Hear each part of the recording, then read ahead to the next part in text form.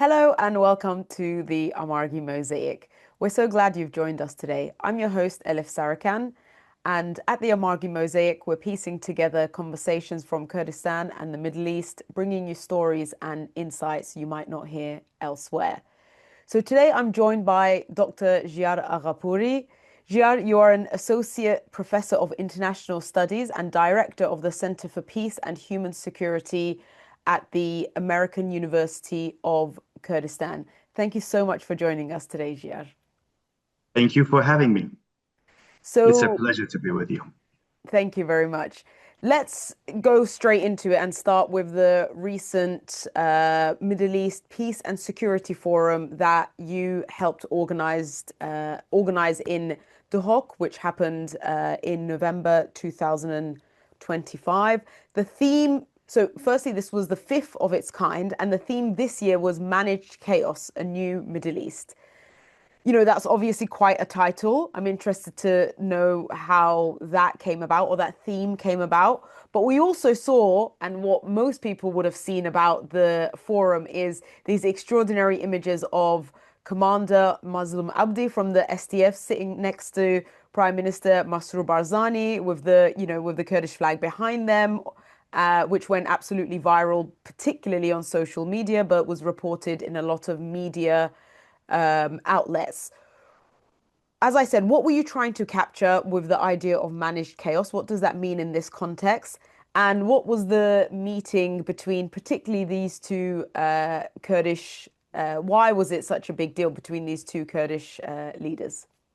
Well, thank you very much, and thank you for bringing attention to this important subject. But before I start, I want to make a disclaimer that whatever we are discussing is my own personal view and do not represent and reflect the institutions that I'm affiliated with. So Middle East Peace and Security Forum, or MAPS, started from 2019. So this year was the sixth MAPS. So apart from the 1 year of the COVID that was impacted, that we couldn't have participants due to travel restrictions, we have had it regularly. So each year, MAPS depends on the theme and the most important crisis or issues that is tackling the Middle East particularly, and then Kurdistan, of course. So this year was a little bit different because of and it went viral because of the different guests and also the timing that was coincided with Iraqi parliament election, and also high level of the participants, and as well as the topic that was how Kurdistan managed chaos, how Kurdistan as a non-state actor, in the realm of international relations, as a small actor, could manage such a big chaos. That's the thing that to many it looked a very, very ambitious slogan that we might not be able to reach or even to be closer to that. But for us, chaos, and for MAPS organizers, chaos was that didn't mean that how much it is big or small.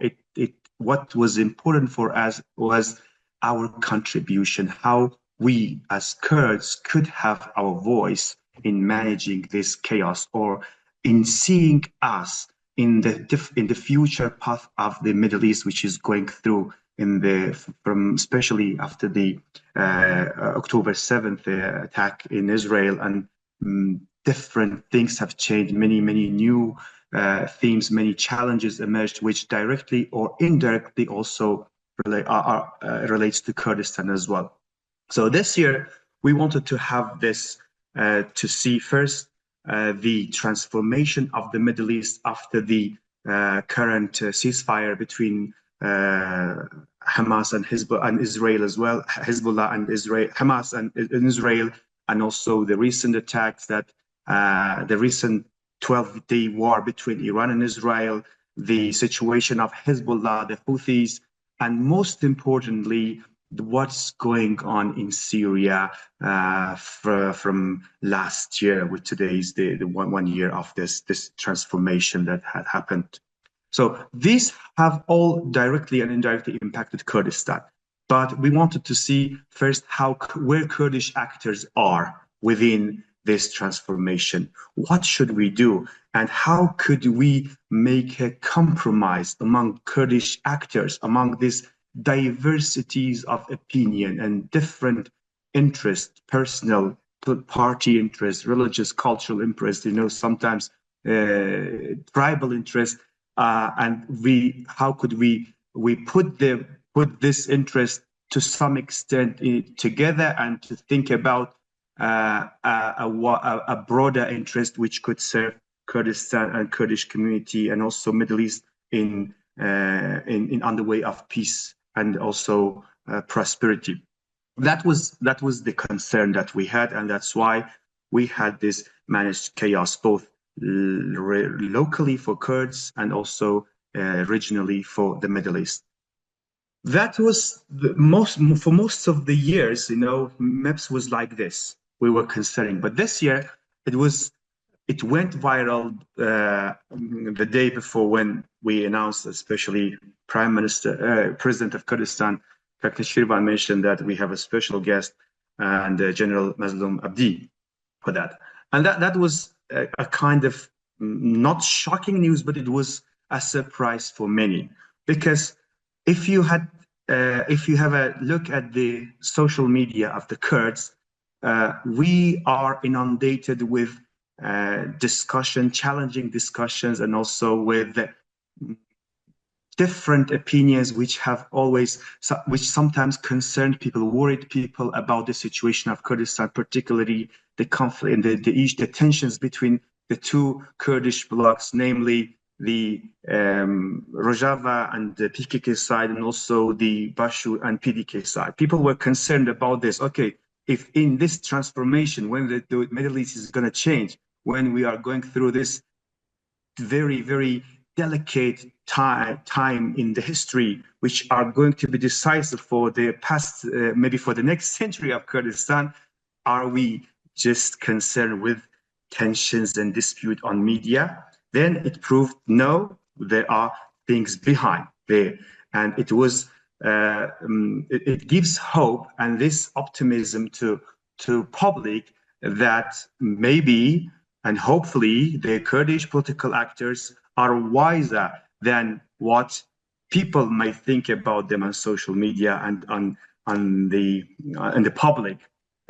If you remember what General Abdi said, that they have been in close collaboration for the past 15 years with PDK, while for this time, what people have seen on the media and behind the scene was something different.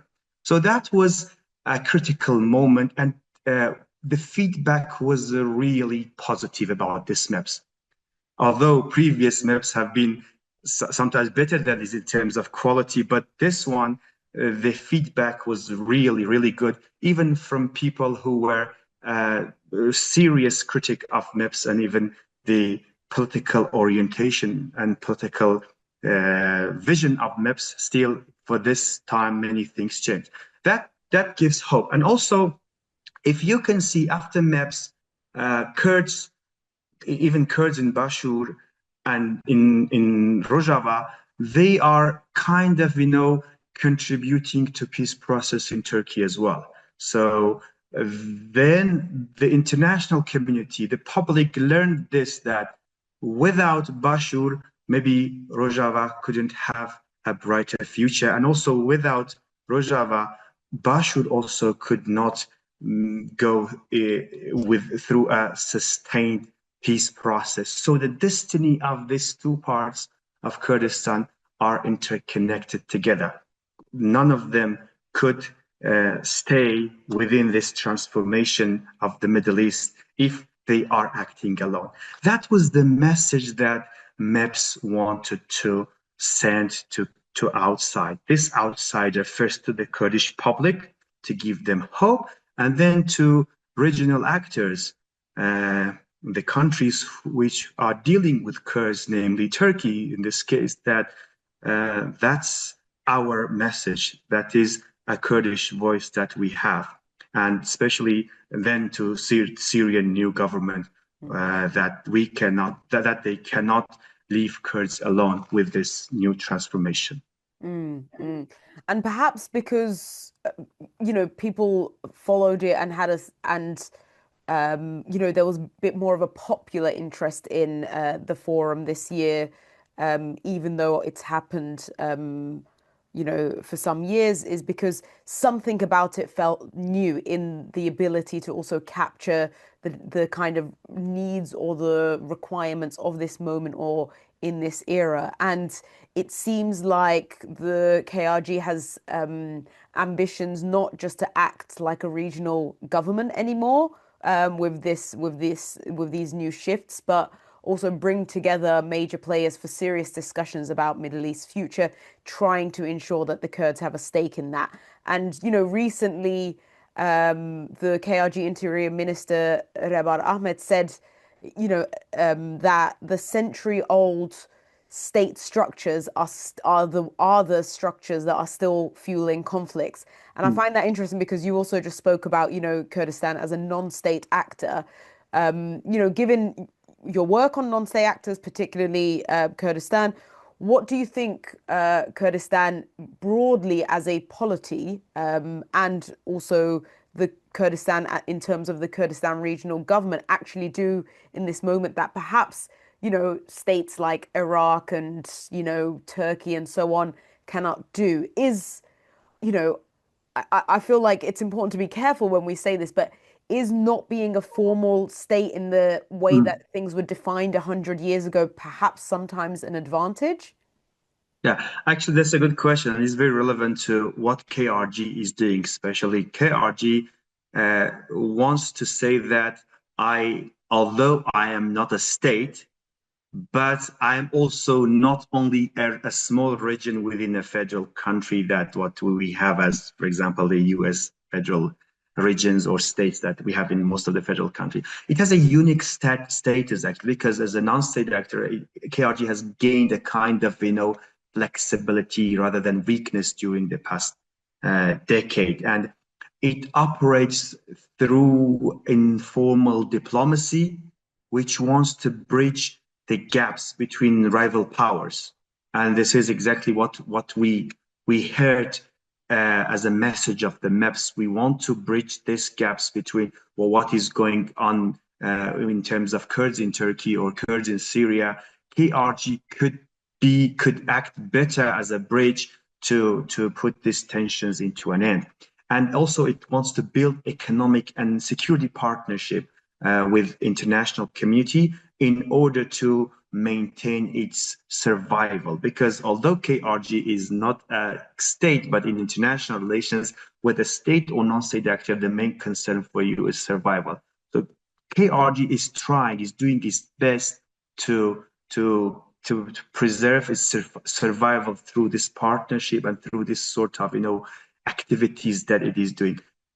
What, as you said, getting back to what KRG can do and cannot do. So KRG can operate through some informal diplomacy to make a bridge, especially when it comes to the Kurdish cause. KRG deserve to be representative of the Kurdish cause in the world. Why? Because when the Shiite issue in 1,000 miles away, Iran is getting into that. When if there is a Turkish issue in China, Turkey will get into that. So Kurdistan region also deserve to be the voice of Kurds in other countries, but not to create instability in other countries, to help reconcile that cause and to bring it into a peace process. But what KRG cannot do this is the lack of sovereignty that the KRG has, and it cannot go into the formal and diplomatic rigidity that the other countries might have. KRG cannot be a mediator as we have in the peace process between countries that they assign a mediator to resolving an issue. KRG's pressure on the war or conflict sides is limited. KRG doesn't have that resources, either economic or cultural or diplomatic power, to act in that powerful way. So, we have to be realistic, and this is an issue that unfortunately most of our Kurdish friends and Kurdish even intellectuals, they do not, sometimes they expect too much of the capacity of KRG when it comes to the Kurds in Iran, in Turkey, in Syria, or even in diaspora. So this is the way that so far KRG has done what it could be, what it was related to it. But so what's going on from now? It all depends on the geopolitics and the interest of other countries, and especially international powers. And there are different factors and drivers that will decide what else KRG could do within this limited capacity. Yeah, and I think particularly in terms of the Kurdish people, a big element of any development is, of course, the diaspora. There is a really huge diaspora, in the millions across the world, particularly in Europe. And you've done a lot of research into that, particularly around, and I'm interested in how some of your work around particularly return migration relates to some of the developments we're seeing. You also, you've spoken about or done research around Kurds who lived in Europe for 20 years coming back home. Like, for example, I saw, one of your engagements with the Yazidi man you interviewed at the most spiritual site of the Yazidis, Lalish. And his thoughts and feelings and so on about returning back to Kurdistan. What I'm also interested and what some of these shifts could mean in this sense is, while there's perhaps a lot of people returning, there's also still really a lot of particularly young Kurdish people who are leaving for Europe, particularly from the Kurdistan region. Firstly, actually, before we get into what these developments might mean for that, what does it mean for some people returning and then still a lot of people leaving? Is there a class element there? Are the Yes. slightly more well-off able to return because their ability to Mm. earn is not so reliant on the economic situation in Kurdistan, where young Yeah. people who are not from a very well-off background have to seek, alternative livelihoods?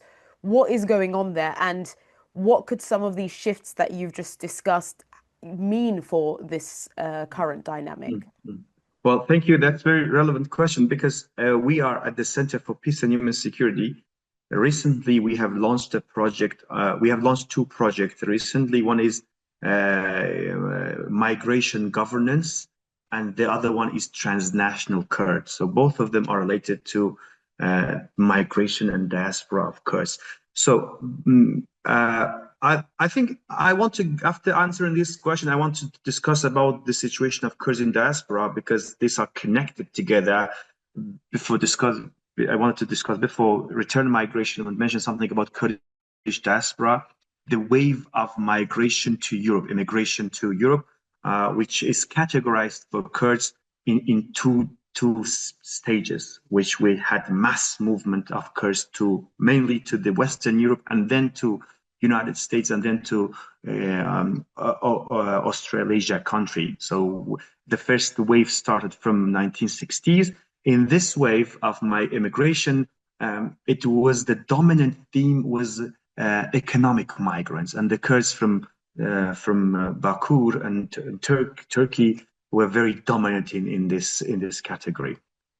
Then the second phase started with developments of 1980s, with the 1975 Algiers Accord and the mass displacement of Kurds in Bashur, and then the Iranian Revolution in 1979. These were main drivers that started a very mass movement of Kurds and displacement of Kurds from homeland to diaspora. This time, the theme was political and refugee narratives. That time.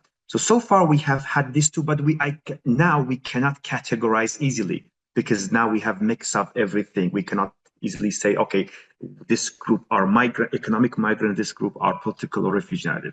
This is the whole theme of the migration to the host countries. But then when we talk about return migration, we specifically mean return to Bashur, because this is the only entity in Kurdistan that we have that is enjoying a sort of semi-autonomous situation. We have also different phases for return in Kurdistan region. The first phase started from 1991 to 2003.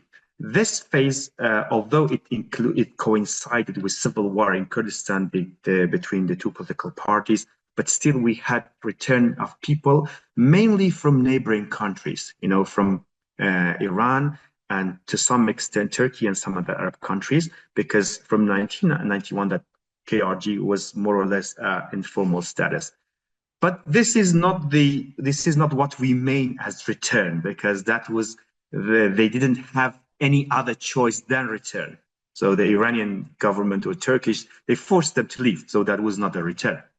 But the discussion of return that is our concern for research is from 2005 that KRG becomes as an official entity within the Iraqi constitution, and it is also turning from de jure recognition to a de facto de jure recognition.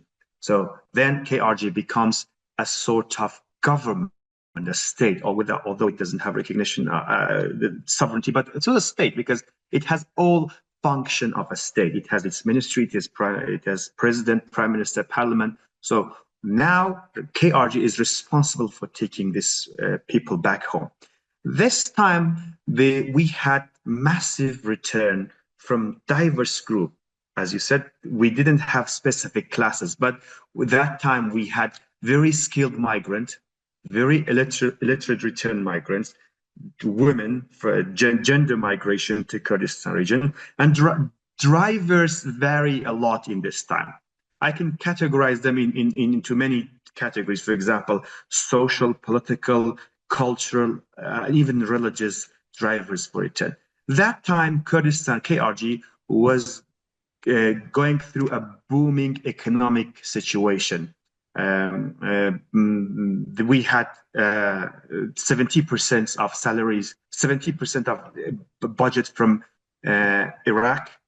Iraqi national budget every year, and then international community was helping KRG to rebuild.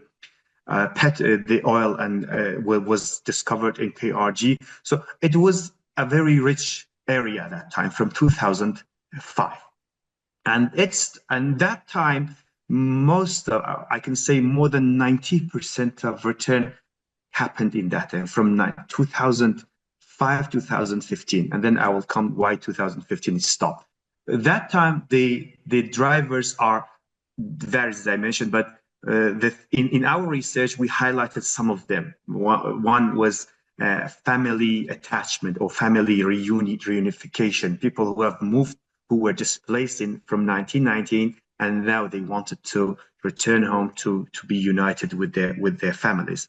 Then homeland attachment to the homeland. For Kurds, as a stateless nation, Kurdistan has always had a meaning beyond a specific geography. It has been more subjective. So many of the returnees, when we asked them, they just wanted to, okay, we want to contribute to the homeland. We just want to, even skilled migrants as well, very skilled migrants. They had jobs in the Western European country, very good, very high paid jobs, but they said that we are here, we want to contribute to this country because we believe that our country needs us. So those long distance nationalism that Benedict Anderson also sometimes referred to, that this helped them to go back to homeland, and so they could contribute to that. And interestingly, this group of returnees, they contributed a lot. Now, if you look at the Kurdish TVs, newspapers, technologies that were based, infrastructure, in almost all sectors, you could see their impacts, the returnees' impact, even in terms of rebuilding establishing the parliament, rebuilding a sort of I'm not very ideal to say very democratic, but a sort of democratic system, a semi-democratic system. Most of them we could see the trace of return migrations. That was very dominant. But from 2015, you could imagine what happened, when Daesh emerged, when Iraqi government cut the budget, and then every month the Kurdish employees have to wait if they receive salary or not. What happened? So Iraqi government is using this salary as a card against the Kurdistan region. And then we had a referendum that most of the Kurds who had built hope in referendum, they kind of got disappointed in the situation, and then they returned to their host countries. So from those returnees, some I can't say majority, but many of them returned to their host countries. This also started from 2015 to 2020 to 22. COVID also was impactful because although Kurdistan tried to manage the situation of the COVID, but of course it was not as efficient as Western European countries that they did. But interestingly, when we are tracing migration from 2022, this return has started. Although I'll come back to the other point, that why still people are moving out.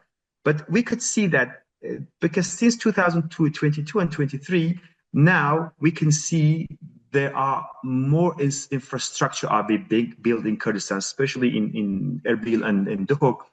We have more trains have returned to Kurdistan region, because then we can see there's an equation between infrastructure, service, and welfare that you provide, and how you can attract your own people to come back. There are some cities in Kurdistan region that we can easily see this, that when welfare infrastructure is provided, the return is very high, and also immigration is very low as well. There's a direct relation between political management, providing welfare, and basic infrastructure. If people are having these things, they don't need to migrate and go through those illegal things, which is, I'm sure you have seen every day on media, the news of Kurds being, killed by smugglers, or lots of, unpleasant story that we hear. But also KRG, as I said, has a specific situation, because it is also a source of both migration to and migration from. Yeah. So, because migration, even we include displacement within the category of migration. So during IS, although people, as I said, people were moving out, were immigrating, both Kurds and non-Kurds, but also we had 2 million refugees as well, which are also categorized as a broader migrant category. And most of those refugees and displaced people are now residing and settling in Kurdistan. In Duhok, we have many Syrians, Kurds, and Arab Syrians as well, who are already residing in Kurdistan, and they call Kurdistan region home now. So that's why I said KRG has a unique situation in whole the world, that it is both a sender of a migrant sender, people are immigrating, also it receives migration. Now, if you go to streets in Erbil, you will see lots of labor migrants, especially female labor migrants who are working in markets, in supermarkets, in households, and many sectors of Kurdistan region, we have immigrants. That's why the government has decided that brought a criticism from local community that all our jobs are taken by migrants here. So now, from 24, KRG has decided that any factory, any company they need to allocate 70% of the jobs for the local and then 30% to the migrants. So this came based on a pressure from community that we have too many migrants. So it showed that KRG, although people are moving out, but also to that number people are moving in. So that's why we didn't see the lots of changes in the population, although many people are moving out. Mm. I mean, I think this could be particularly in terms of the internal dynamics, particularly the economic, but also social and political dynamics of a region within a very, a changing, broader region, I think requires definitely a very detailed conversation. But it also seems like from what you're explaining, the Kurdistan region is almost a microcosm of what's also happening in many other parts of the region and the world. So that also shows just how interconnected all of that is, right? And also just how interconnected, kind of so-called economic migration and, political or kind of like migration as a result of war is. Often the economic migration also is as a result of, political and other situations, right? But I also want to talk about, which is something that I think a lot of communities, a lot of nations, particularly with large diasporas, have been, have been looking at and thinking and been experiencing, particularly for, the last, I would say, 10 years or so, which is the way people stay connected through digital social media. And you've done a lot of research on online communities and how people stay connected. How, again, in this context, I do want to know how that is related to, or how that might be encouraging some return migration. But what I want to primarily know is, how does this digital world affect, affect the way people kind of relate to home? And also, as I said, how does this affect whether people actually go back home, go back to Kurdistan or not? For example, the Yazidi man who returned after 20 years, was he still somehow present in Kurdistan through all of these different kind of platforms? Can you be a part of Kurdistan whilst still living in London or Berlin? What does this, suggestion of connectedness mean for kind of home and nation making? Yeah, so before going back to just to finish the discussion of those return migration, I think migration to me is a two-sided road. It is never-ending process. It's always a process of negotiation, and that people go to diaspora, from diaspora, then return, and then re-return. And this will continue. This chain would continue. Then it will be also transformed to the second generation, and also maybe third generation of the diaspora. But going back to this digital and also media and diaspora and cyberspace or social media and diaspora, it's a really interesting discussion. Actually, I did parts of my PhD on this, building and also negotiating national identity over social media among Kurdish diaspora on social media. So I conducted almost a comprehensive cyber ethnography of 100 pages on Facebook. That time actually was 2019, but now we have more social media platforms that are more active. So in one sentence, I could say that both media and social media, they have been, as Amir Hassanpour, put it in a term that they gives the Kurds an opportunity to sovereign over the sky.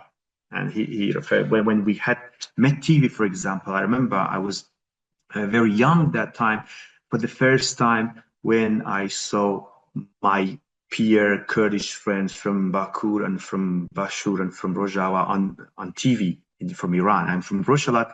It was the first time I couldn't believe that we have Kurds in those parts. And that continued. So that's why he referred to. So we didn't have sovereignty on the ground, but we could have this sovereignty over the sky. This continued, and social media complemented this and developed this transformation a lot, because Kurds in those countries which are living in, they didn't have access to free media. They cannot, the media that they were accessing was the media that was representing another identity, a different culture. So that gave them an opportunity to see themselves and see their peers from outside. And diaspora has been very helpful since the beginning of the media, actually. As you know, even from the Kurdish newspaper, the Kurdish TV, the Kurdish social media page, website, all of them came from diaspora, and they contributed to the homeland as well.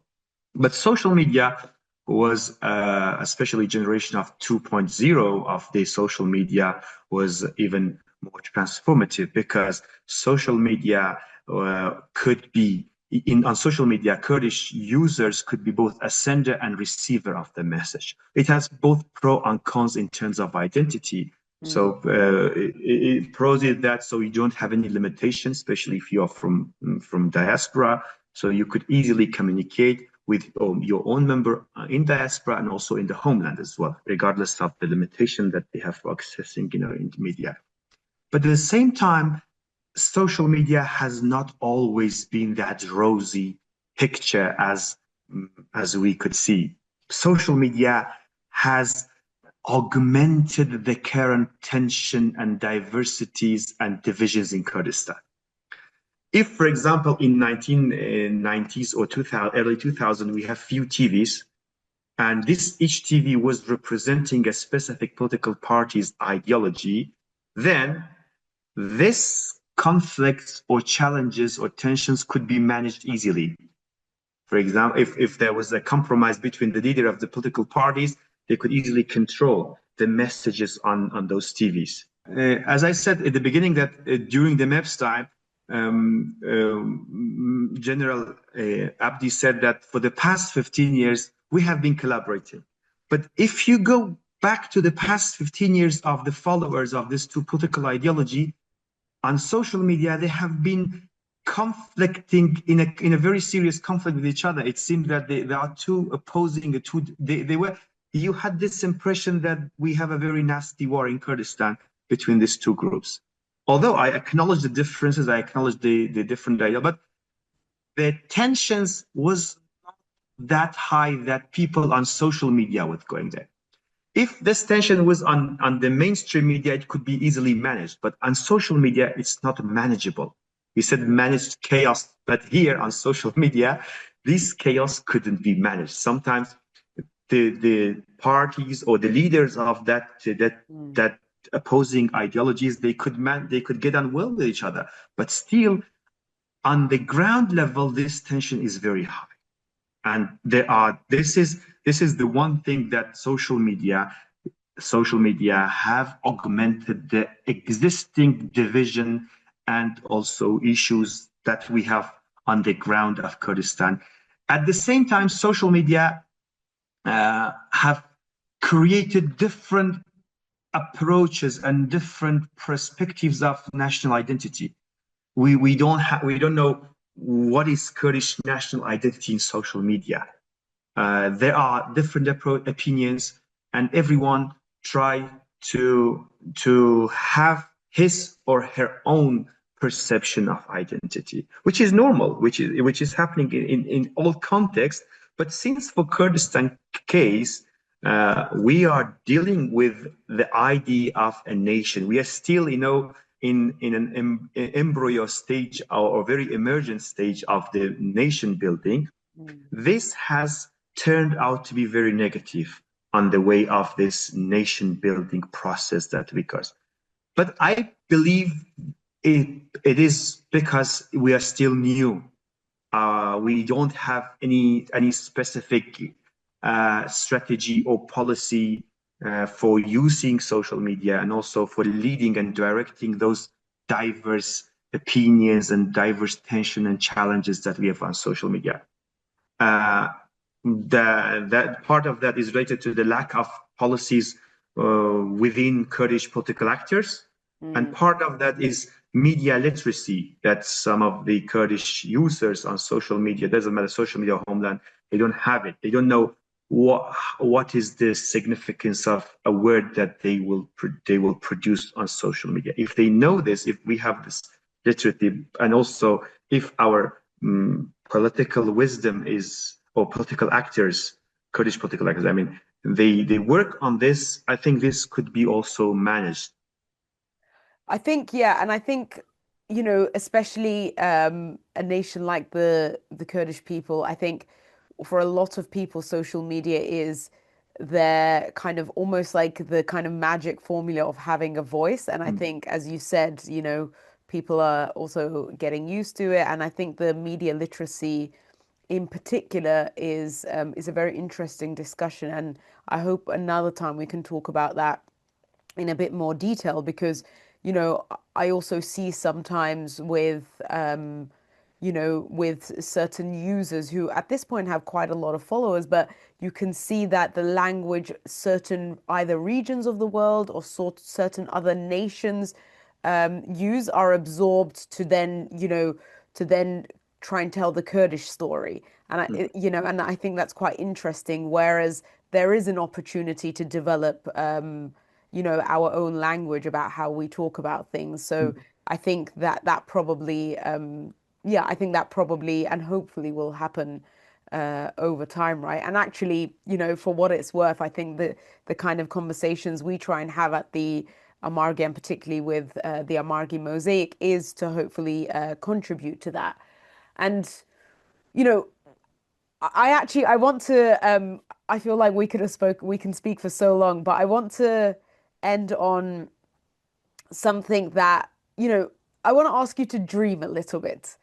And, as we know, there is this, some people call it a peace process, some people are calling it the kind of the process to lead to a peace process between the Turkish state and the PKK, the Kurdistan Workers' Party, to end a 50-year, particularly armed but also political conflict.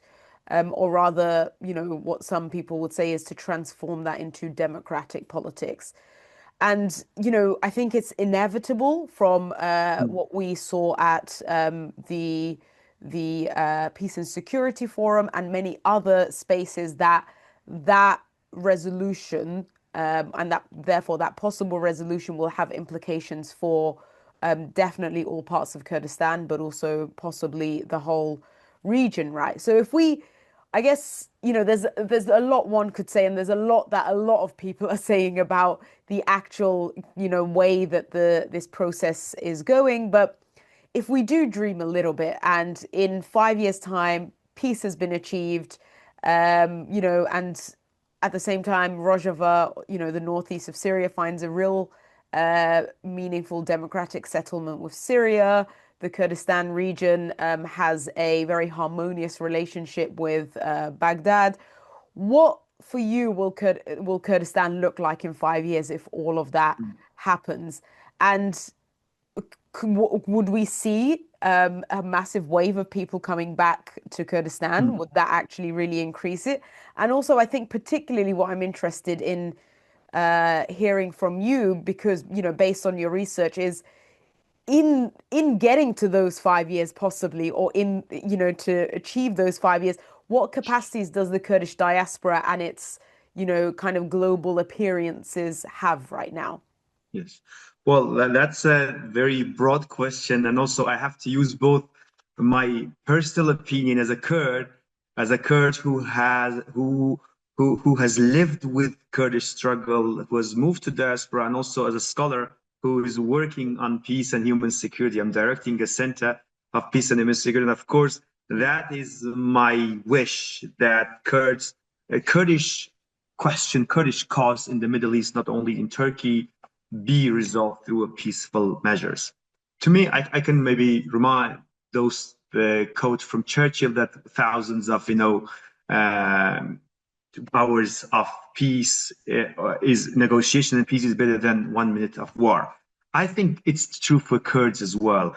If we go back to our history, although due to all respect that we have for Kurdish struggle and our movement, we have not earned that much out of conflicts, out of wars. In some cases, we might have been used as a card by within this geopolitical games of the Middle East. And we can easily see that what happened to some of our Kurdish movements when there was a deal between two countries, they could easily compromise the Kurdish question. That's the thing. So, of course, for me, any attempts to peace is much worthier than any other armed struggle. But also, as a political scientist, I am right to be a little bit concerned about this peace process, because if we compare this to any other peace process in Colombia, in Northern Ireland, it doesn't look like any of these things, that has happened around the world. Even they have not agreed on one term for this process. One is calling removing terror, the other one is calling, peace process. But I believe, regardless of what Turkey's intention was with initiating this process, Kurds also could gain their own interest out of that, because politics when we teach politics, we say that politics is like an onion. It has different layers, so you cannot only see one layer of politics. When Hitler started World War, of course, it has its own aim, but the other actors also could gain its own. So when a transformation happens, when a new phenomenon is emerging in a region, of course, each actor wants to get interest. Of course, we all know that what Erdogan and Bahçeli are looking for this in this process. As a Turkish politician or as a representative, but also Kurds could have their own interest in that. But the thing is that this peace process should be taken out from Imrali prison, and the circle of Imrali should be socialized, should be discussed openly, should go into every corner of the society, and becomes a daily matter for both Kurds and Turks in Turkey. This is the way that we could guarantee the sustainability of this process. And now people are worried that, okay, if the situation in Middle East changes, and if we go into in a calming time with Israel and these things, if Turkey goes through a kind of a pleasant relation with Israel, this might impact the peace process in Turkey and consequently on Rojava as well. So that's not a peace process. But when it turns into a social matter, a social issue for every individual of Turkey, individual citizen in Turkey, Kurds and Turks, then no single politician, no single government could stop it. So I am hoping that this process in the short term turn into this mechanism of process, so we could easily call it peace process. That's my short-term vision. Long-term vision, and this will impact on even in a short-term level, it will have impact on other parts of Kurdistan. Even currently, it has impacted Bashur. I was in Duhok and Amedi just last week, yesterday, and I could see those villages who were impacted by the conflict between PKK and Turkey. Now people are going to live there again. And we could easily see the number of tourists were going to these areas. And this has the direct impact on all four parts of Kurdistan. On Bashur, any ceasefire or any peace agreement between PKK and Turkey could directly impact the revival of those areas. Almost 500 to 700 villages have been vacated because of this conflict. These border cities are amazingly and beautiful, most beautiful places in the Middle East, but no one goes there because of this the security concern. Very, very, very basic and very direct impact that we can even see now. On Rojava, we could see that one reason that there hasn't been very heavy confrontation between Turkey and Rojava might be this ongoing discussion, which is very positive that it has resulted in halting the conflict. And if it continues and turns into a real peace process and a peaceful environment for Kurds in Turkey, this will have impact on reconciliation of relation between Turkey and Rojava. Because at the end, these three parts of Kurdistan, Bakur and Rojava, are part of those historical Sykes-Picot domain, and their destinies are connected together. So even without this, even Iranian part or Rojava was not part of this Sykes-Picot, the design, but it has direct impact on that as well.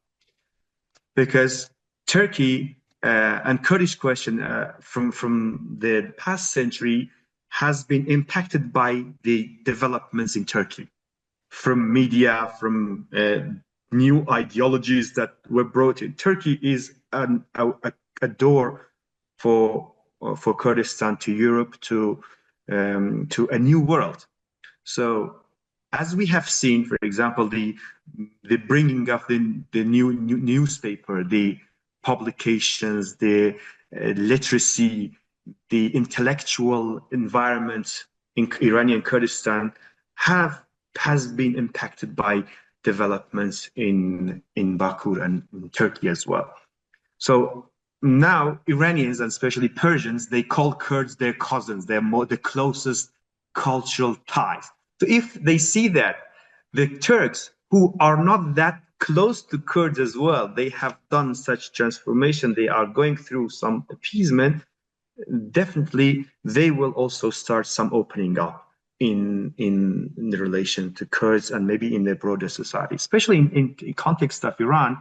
We may expect many new changes as well, because Iranian society, especially Iranian regime in its current format, it has lost its legitimacy.